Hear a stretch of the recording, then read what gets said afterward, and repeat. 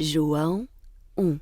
No princípio era o Verbo, e o Verbo estava com Deus, e o Verbo era Deus. Ele estava no princípio com Deus. Todas as coisas foram feitas por intermédio dele, e sem ele, nada do que foi feito se fez. A vida estava nele, e a vida era a luz dos homens. A luz resplandece nas trevas, e as trevas não prevaleceram contra ela. Houve um homem enviado por Deus, cujo nome era João.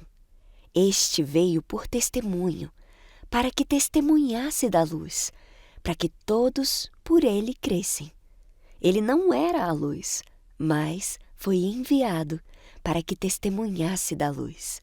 Esta era a luz verdadeira que ilumina a todo ser humano que vem ao mundo.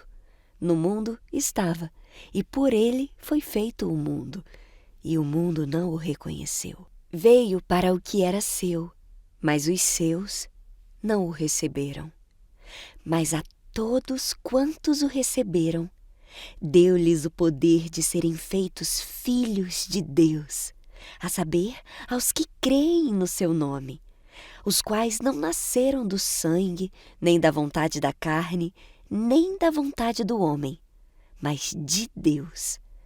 E o Verbo se fez carne e habitou entre nós, cheio de graça e de verdade, e vimos a sua glória, glória como do unigênito do Pai. E João testemunhou dele e clamou, dizendo: Este era aquele de quem eu dizia: o que vem após mim é antes de mim, porque era primeiro que eu. E de sua plenitude recebemos todos também graça por graça, porque a lei foi dada por Moisés. A graça e a verdade foi feita por Jesus Cristo. A Deus nunca ninguém viu. O unigênito Filho, que está no seio do Pai, é quem o revelou. E este é o testemunho de João, quando os judeus mandaram alguns sacerdotes e levitas de Jerusalém que lhe perguntassem: Tu quem és? E confessou e não negou: Eu não sou o Cristo. E lhe perguntaram: O que então? És tu Elias? E ele disse: Não sou. Eles disseram: Tu és profeta? E ele respondeu: Não. Disseram-lhe então: Diga quem é você, para podermos dar uma resposta àqueles que nos enviaram. O que é que diz a respeito de si mesmo? Então ele respondeu: Eu sou a voz do que clama no deserto: endireitem o caminho do Senhor, como disse o profeta Isaías. E os enviados eram dos fariseus. E lhe perguntaram: Por que então você batiza, se não é o Cristo, nem Elias, nem o profeta? João lhes respondeu: Eu batizo com água, mas em meio de vós está a quem vós não conheceis. Este é aquele que vem após mim, o qual já foi antes de mim, do qual eu não sou digno de desatar a tira de sua sandália. Estas coisas aconteceram em Betânia, do outro lado do Jordão, onde João estava batizando. No dia seguinte, vendo que Jesus vinha em sua direção, João disse: Eis o Cordeiro de Deus que tira o pecado do mundo. Este é aquele a respeito de quem eu falava quando disse: Depois de mim vem um que é mais importante do que eu, porque já existia antes de mim. Eu mesmo não o conhecia, mas vim batizando com água, a fim de que ele fosse manifestado a Israel. E João testemunhou, dizendo: Vi o Espírito descer do céu como pomba e pousar sobre ele. Eu não o conhecia. Aquele, porém, que me enviou a batizar com água me disse: Aquele sobre quem você vir descer e pousar o Espírito, esse é o que batiza com o Espírito Santo. Pois eu mesmo vi e dou testemunho de que ele é o Filho de Deus. No dia seguinte, estava outra vez ali João e 2 de seus discípulos. E vendo Jesus andar por ali, disse: Eis o Cordeiro de Deus. E ouviram-lhe os 2 discípulos dizer aquilo e seguiram a Jesus. E virando-se Jesus e vendo-os seguir, disse-lhes: O que estão buscando? E eles lhe disseram: Rabi, que traduzido quer dizer mestre, onde o Senhor mora? Jesus respondeu: Venham e vejam. Então eles foram e viram onde Jesus morava e ficaram com ele aquele dia. Eram mais ou menos 4 horas da tarde. André, o irmão de Simão Pedro, era um dos 2 que tinham ouvido o testemunho de João e seguido Jesus. Ele encontrou primeiro o seu próprio irmão Simão, a quem disse: Achamos o Messias! Messias quer dizer Cristo. E o levou a Jesus. Jesus olhou para ele e disse: Você é Simão, filho de João, e agora será chamado Cefas. Cefas quer dizer Pedro. No dia seguinte, Jesus resolveu ir para a Galileia e encontrou Filipe, a quem disse: Siga-me. Esse Filipe era de Betsaida, cidade de André e de Pedro. Filipe encontrou Natanael e lhe disse: Achamos aquele de quem Moisés escreveu na lei e a quem se referiram os profetas, Jesus, o Nazareno, filho de José. Então Natanael perguntou: De Nazaré pode sair alguma coisa boa? Filipe respondeu: Venha ver. Jesus viu Natanael se aproximar e disse a respeito dele: Eis um verdadeiro israelita, em quem não existe fingimento algum. Natanael perguntou a Jesus: De onde o Senhor me conhece? Jesus respondeu: Antes de Filipe chamá-lo, eu já tinha visto você debaixo da figueira.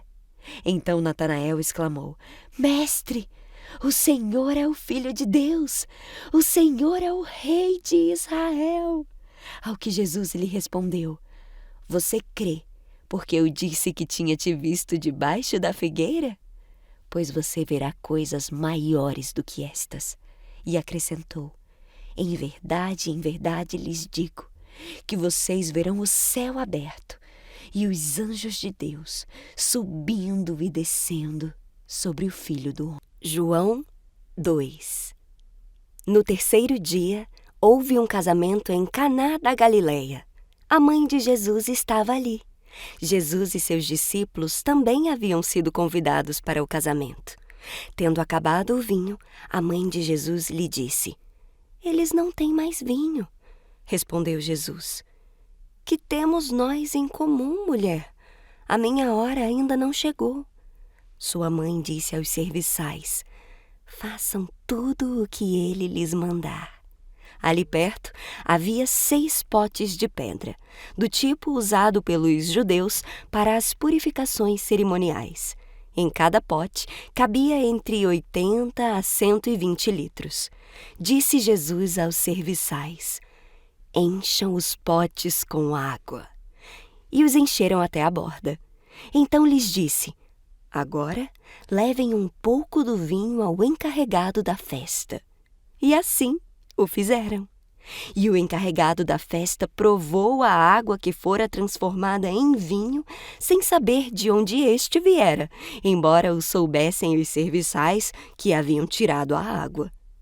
Então chamou o noivo e disse: Todos servem primeiro o melhor vinho, e depois que os convidados já beberam bastante, o vinho inferior é servido. Mas você guardou o melhor até agora. Este sinal miraculoso em Caná da Galileia foi o primeiro que Jesus realizou.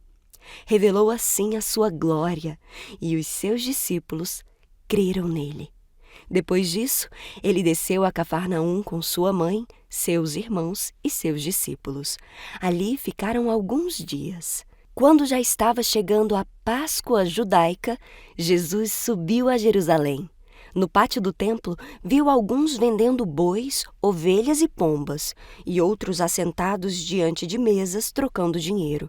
Então, ele fez um chicote de cordas e expulsou todos do templo, bem como as ovelhas e os bois. Espalhou as moedas dos cambistas e virou as suas mesas. Aos que vendiam pombas disse: tirem estas coisas daqui.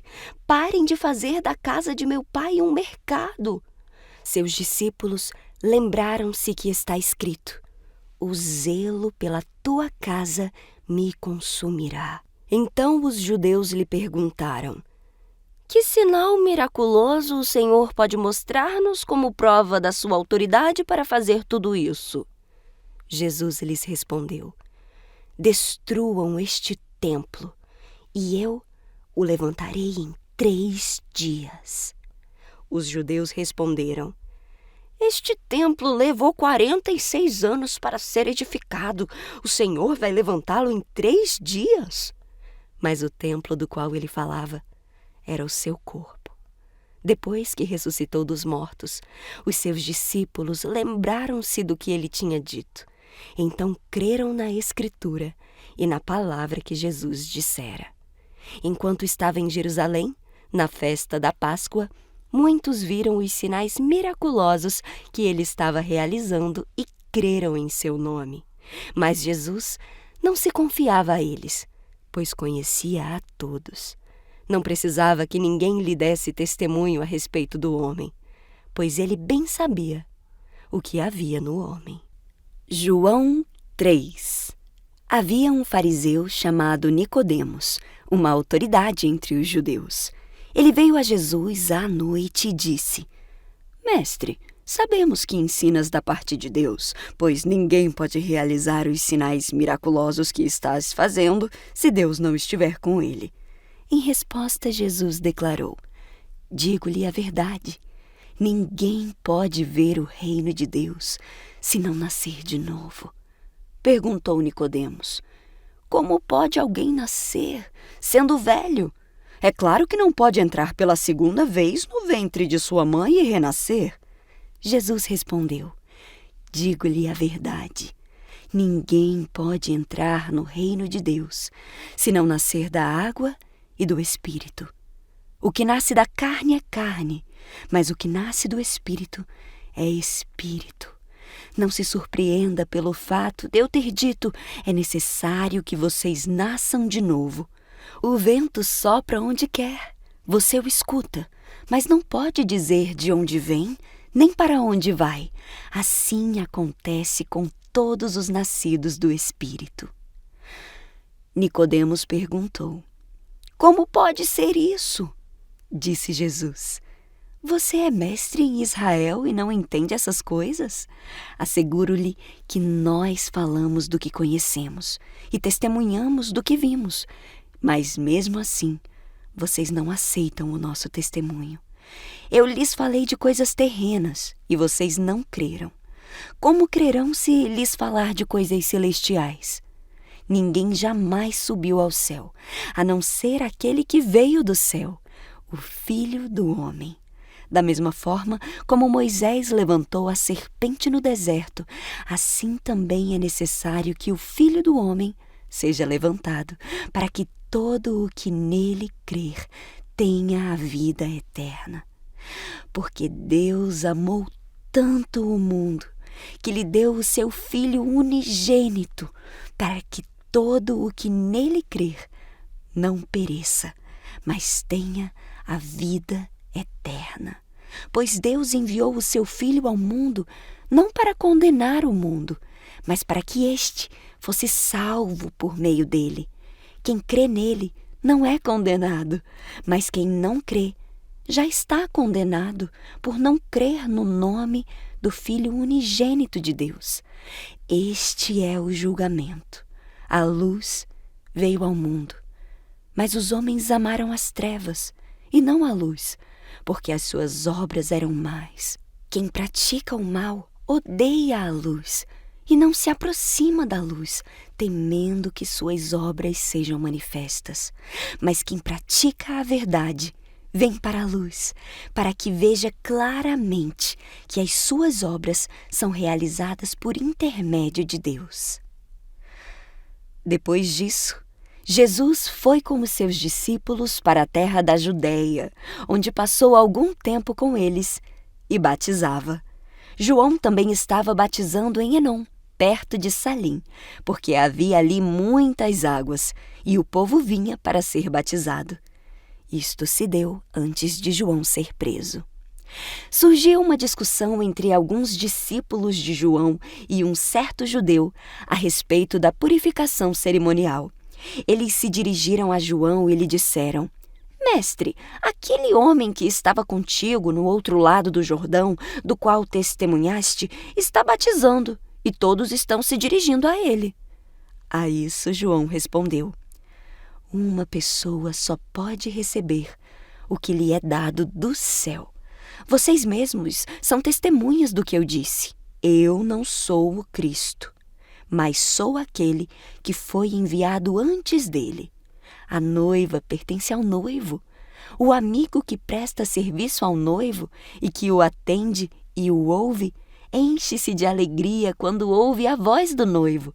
Esta é a minha alegria, que agora se completa. É necessário que ele cresça e que eu diminua. Aquele que vem do alto está acima de todos.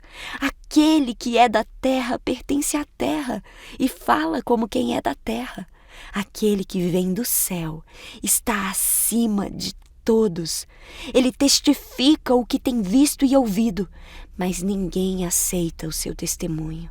Aquele que o aceita confirma que Deus é verdadeiro, pois aquele que Deus enviou fala as palavras de Deus, porque ele dá o Espírito sem limitações. O Pai ama o Filho e entregou tudo em suas mãos. Quem crê no Filho tem a vida eterna. Já quem rejeita o Filho não verá a vida, mas a ira de Deus permanece sobre ele. João 4. Os fariseus ouviram falar que Jesus estava fazendo e batizando mais discípulos do que João, embora não fosse Jesus quem batizasse, mas os seus discípulos. Quando o Senhor ficou sabendo disso, saiu da Judeia e voltou mais uma vez à Galileia. Era-lhe necessário passar por Samaria. Assim, chegou a uma cidade de Samaria, chamada Sicar, perto das terras que Jacó dera a seu filho José. Havia ali um poço de Jacó. Jesus, cansado da viagem, sentou-se à beira do poço. Isto se deu por volta do meio-dia. Nisso, veio uma mulher samaritana tirar água. Disse-lhe Jesus: Dê-me um pouco de água. Os seus discípulos tinham ido à cidade comprar comida. A mulher samaritana lhe perguntou: Como o Senhor, sendo judeu, pede a mim, uma samaritana, água para beber? Pois os judeus não se dão bem com os samaritanos. Jesus lhe respondeu: Se você conhecesse o dom de Deus e quem lhe está pedindo água, você lhe teria pedido e ele lhe teria dado água viva. Disse a mulher: O Senhor não tem com que tirar água e o poço é fundo. Onde pode conseguir essa água viva? Acaso o Senhor é maior do que o nosso pai Jacó, que nos deu o poço do qual ele mesmo bebeu, assim como os seus filhos e o seu gado? Jesus respondeu: Quem beber desta água terá sede outra vez. Mas quem beber da água que eu lhe der, nunca mais terá sede. Pelo contrário, a água que eu lhe der lhe tornará nele uma fonte de água a jorrar para a vida eterna. A mulher lhe disse: Senhor, me dê dessa água, para que eu não tenha mais sede e nem precise voltar aqui para tirar água. Ele lhe disse: Vá, chame seu marido e volte. Não tenho marido, respondeu ela. Disse-lhe Jesus: Você falou corretamente, dizendo que não tem marido. O fato é que você já teve 5. E o homem com quem agora vive não é seu marido. O que você acabou de dizer é verdade. Disse a mulher: Senhor, vejo que és profeta. Nossos antepassados adoraram neste monte, mas vocês, judeus, dizem que Jerusalém é o lugar onde se deve adorar. Jesus declarou: Creia em mim, mulher. Está próxima a hora em que vocês não adorarão o Pai nem neste monte, nem em Jerusalém. Vocês, samaritanos, adoram o que não conhecem. Nós adoramos o que conhecemos, pois a salvação vem dos judeus. No entanto, está chegando a hora, e de fato já chegou, em que os verdadeiros adoradores adorarão o Pai em espírito e em verdade. Estes são os adoradores que o Pai procura. Deus é espírito, e é necessário que os seus adoradores o adorem em espírito e em verdade. Disse a mulher: Eu sei que o Messias, chamado Cristo, está para vir. Quando ele vier, explicará tudo para nós. Então Jesus declarou: Eu sou o Messias. Eu que estou falando com você. Naquele momento, os seus discípulos voltaram e ficaram surpresos ao encontrá-lo conversando com uma mulher. Mas ninguém perguntou: Que queres saber? Ou por que estás conversando com ela? Então, deixando o seu cântaro, a mulher voltou à cidade e disse ao povo: Venham ver um homem que disse tudo o que tenho feito. Será que ele não é o Cristo? Então saíram da cidade e foram para onde ele estava. Enquanto isso, os seus discípulos insistiam com ele: Mestre, come alguma coisa. Mas ele lhes disse: Tenho algo para comer que vocês não conhecem. Então, os seus discípulos disseram uns aos outros: Será que alguém lhe trouxe comida? Disse Jesus: A minha comida é fazer a vontade daquele que me enviou e concluir a sua obra. Vocês não dizem: Daqui a 4 meses haverá colheita? Eu lhes digo: abram os olhos e vejam os campos. Eles estão maduros para a colheita. Aquele que colhe já recebeu o seu salário e colhe fruto para a vida eterna, de forma que se alegram juntos o que semeia e o que colhe. Assim é verdadeiro o ditado: um semeia e o outro colhe. Eu os enviei para colherem o que vocês não cultivaram. Outros realizaram o trabalho árduo e vocês vieram a usufruir do trabalho deles. Muitos samaritanos daquela cidade creram nele por causa do seguinte testemunho dado pela mulher: Ele disse tudo o que tenho feito. Assim, quando se aproximaram dele, os samaritanos insistiram em que ficasse com eles, e ele ficou 2 dias. E por causa da sua palavra, muitos outros creram. E disseram à mulher: Agora cremos não somente por causa do que você disse, mas nós mesmos o ouvimos e sabemos que este é realmente o Salvador do mundo. Depois daqueles 2 dias, ele partiu para a Galiléia. Jesus tinha afirmado que nenhum profeta tem honra em sua própria terra.